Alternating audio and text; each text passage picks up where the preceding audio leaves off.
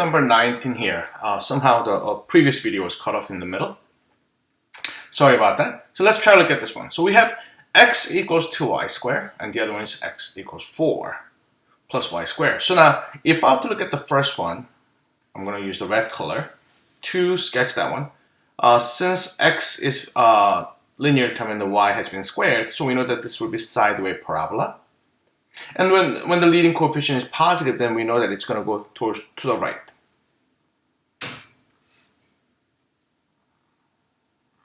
Of course, it has to be a bit more. Something like that. Now, I'm going to use the green one to do this one. So in this particular case, x-intercept would be equal to 4. And then we have, once again, parabola moving to the right. A little bit wider. So we have two intersections here. And we are looking for the area between those two. So I'm looking at this one. How would you be able to find the area between those two curves? Now, what I like to do is I like to identify the rectangle, which we're going to sum it up. Then it would have been something like this. Small rectangle, horizontal. So you can see that the little height is in fact dy, because that's a change in y value. And then the length is basically difference in the x values, because the horizontal values here. So obviously it's going to be the green one minus the red one. Then our rectangle, the length becomes a green one, which is 4 plus x, 4 plus y rather.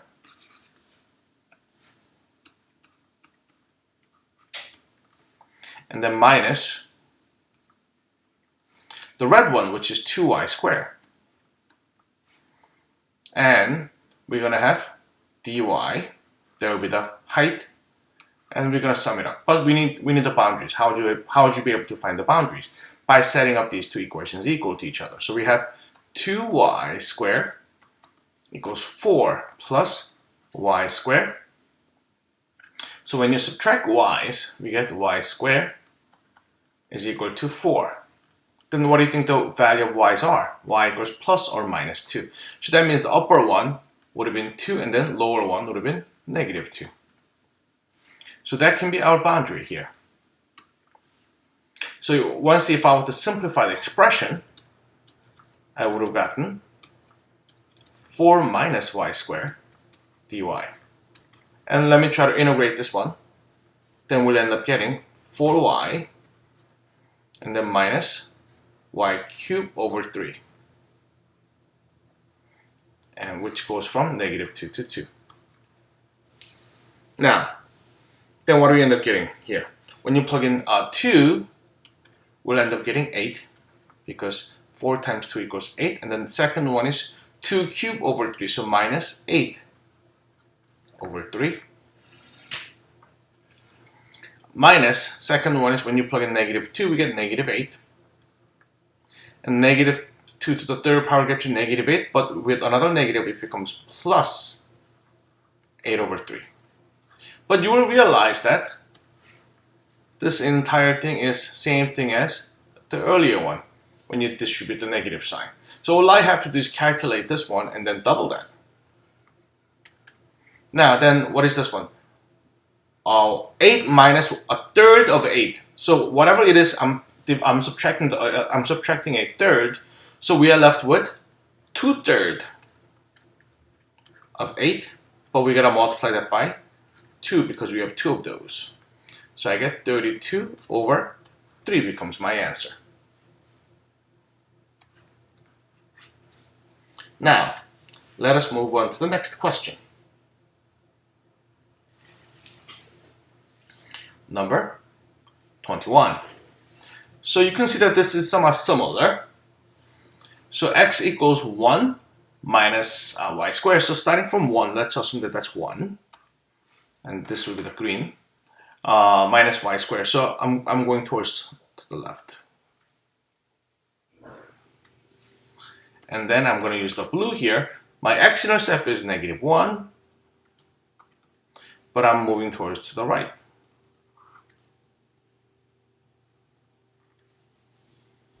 So I'm looking at this area right in the middle. And you can see that we would imagine a horizontal rectangle here. Because if I want to use the vertical one, then I'll be starting and ending at the same function. So we can still do that, but it makes things a bit more complicated calculation. So this would be a bit easier way to do it, because starting from one function, ending at another function. Now,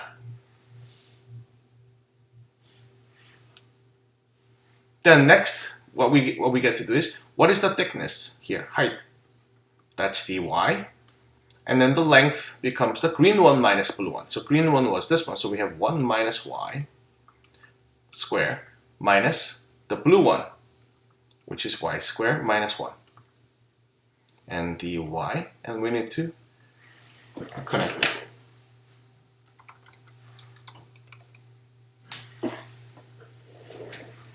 Then we need to find the intersections to find the boundaries. So I'm going to do 1 minus y squared is equal to y squared minus 1.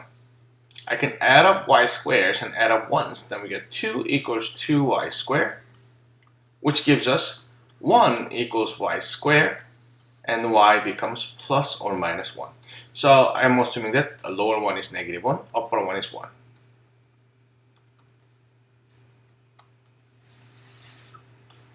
Alrighty. Then let's move on continually. So here we have, first I'm going to try to simplify the expression here. Negative 1 to the 1. So 1 minus 1 becomes, 1 minus negative 1 becomes 2. Negative minus y squared becomes minus 2y squared. And dy. Now, then what is our next move? Our next move will be integrating this one. So we get 2y minus 2y cubed over 3. That goes from negative 1 to the 1.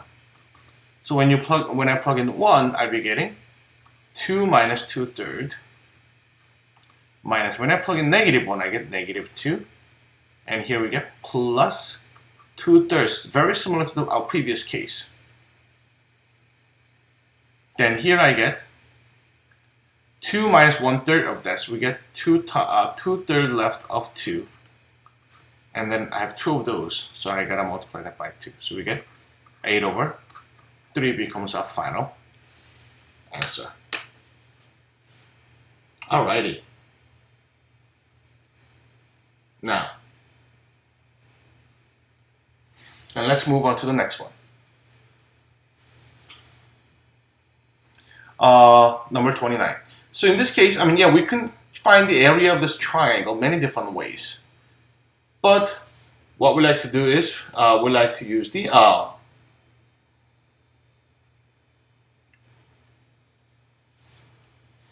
we like to use calculus to find the area. So then at this point, we are assuming that's a 0, 0. And this point is 2, 1.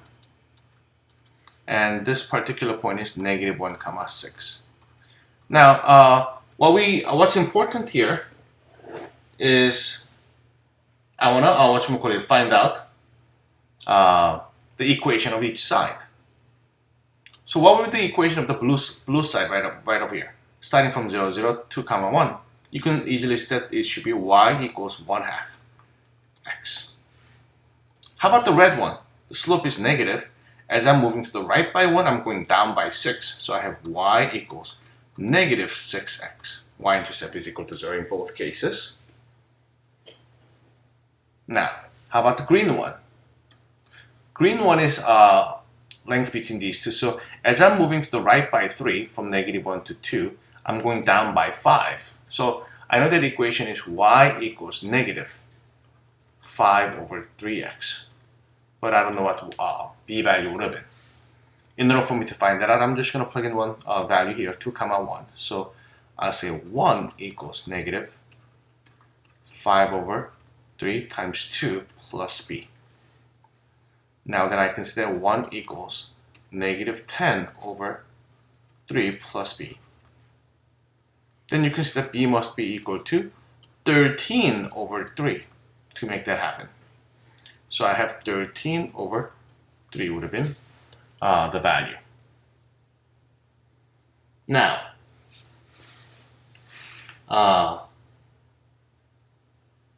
then what are we going to do? Then we get to realize that, okay, we want to find out the area of this triangle, but I'm going to make this into the first area, the small one cut by the y-axis, and then this one, I'm going to set that as the second area. And we're going to add up the areas to figure things out. Now, first area. First area starts from negative 1 in x value, and then goes all the way up to 0. And I'm going to assume that our rectangle is vertical here. Then we get negative 1 through 0. And upper line is the green one. So we have negative 5 over 3x plus 13 over 3 minus the red one, which is negative 6x dx. So when I simplify each one, I can try to combine them, but it might be easier for me to just keep them as they are. So I get negative 1 from 0. So if I have to rewrite it, negative 5 over 3 x plus 13 over 3 here, I get plus 6x dx.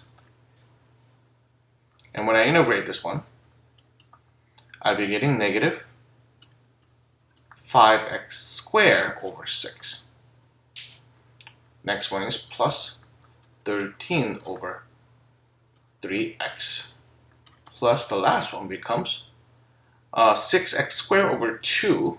So we get 3x squared. Goes from negative 1 through 0. Obviously, when you plugged in 0, everything would be equal to 0. But when you plug in negative 1 minus, then it becomes negative 5 over 6 for the first one, and negative 13 over 3, and plus 3. Those are what I'm getting. Now, so if I were to turn everything with the denominator of 6, I'll be getting negative 5 over 6 minus 20, 6 over 6, and then plus 18 over 6. So when I combine these two, I get negative 8. So we get total 13 over 6. That's what I'll end up getting for the first one. Hopefully that's okay. Now, let's move on to the second one here. Oops.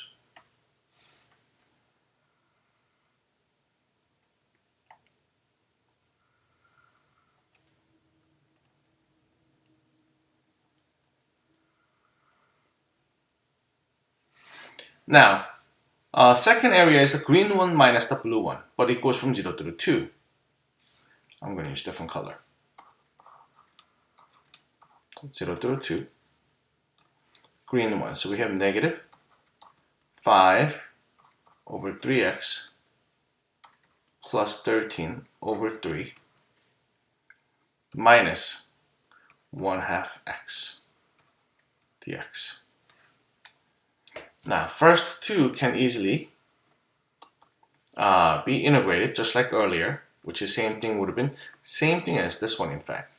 So we get negative 5x squared over 6 plus 13 over 3x.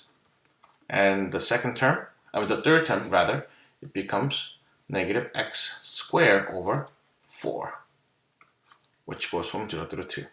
Of course, when I plug in 0, everything cancels away. So therefore, I don't have to worry about it. Now, on the other hand, when I plug in 2, then this becomes 4, so negative 20 over 6 plus 26 over 3 and minus 1. Same way as before, we're going to turn everything in the denominator of 6.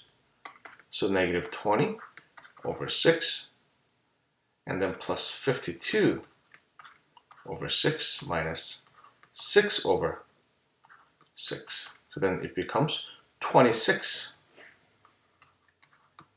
over 6.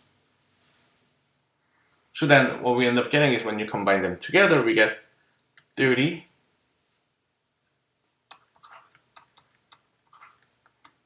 39 over 6, and I can divide top and bottom by 3, so I get 13 over 2 becomes our final answer. All right, let's look at this example. This is an AP style question here, and as you can see, this is a graph of f, while function g is the area function under graph of g from -3. So this would have been the starting point and continues. Now, first I want you to find g of 3. So I'm going to do a over here. G of 3 would have been equal to, from area, -3 to 3 of f of t dt. Now, that means I'm going to get the area from here all the way down to 3 right over here. Now, for the first triangle, we get base is 5. You can see that all the way up to here. Base is 5, and then height is 4. So the first component, area here is what? 5 times 4 divided by 2, it becomes 10. Second one, this one is 1, and how low am I going down to? So this is 3, and then when x equals 2, it was a 0. X equals 4, it was -4. So this is right in the middle, so this must be -2. Or you can find the equation of that line to figure that out as well. So then in this case, 1 is the base, height is -2, divided by 2 becomes -1. So we get 9 becomes the area. Now, let's move on to the next one. B. So on what open interval is the graph of g both increasing? So the g is increasing. That means g prime is positive. That tells us that f is positive, because f is, by the fundamental theorem of calculus, is derivative of g. The fact that it's concave down, that means g double prime is negative. That means f prime is negative, because once again, f was already first derivative, so that means g double prime becomes f to the first derivative.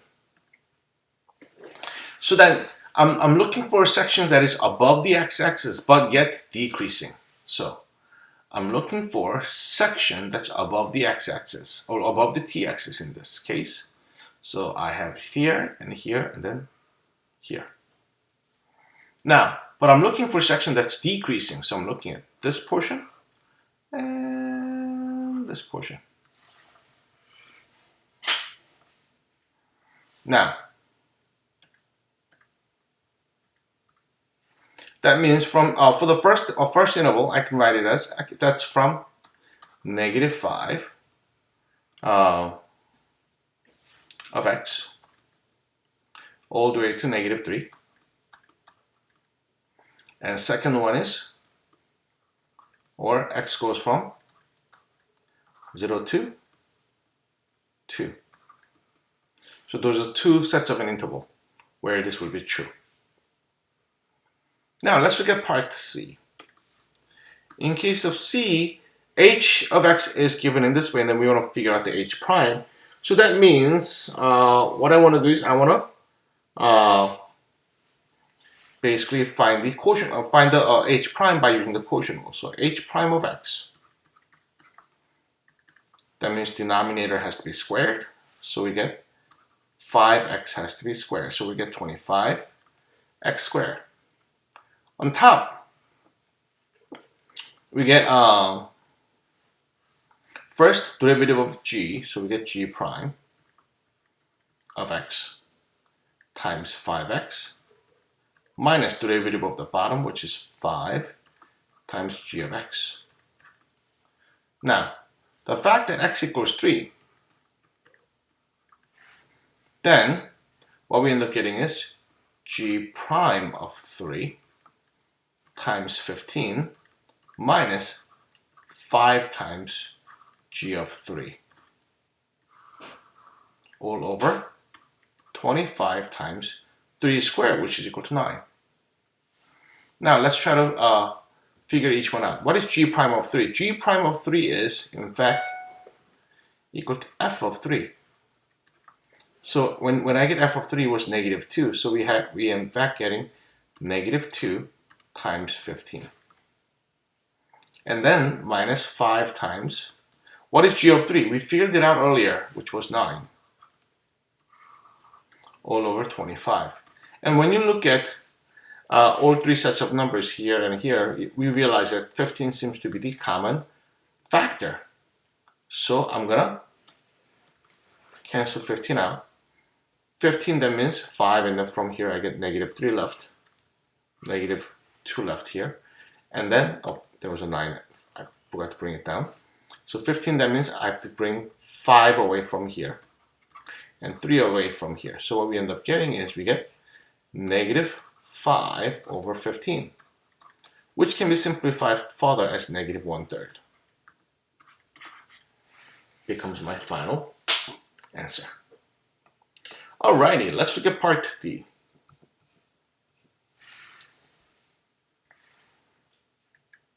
Part D, it says function p is defined by this way.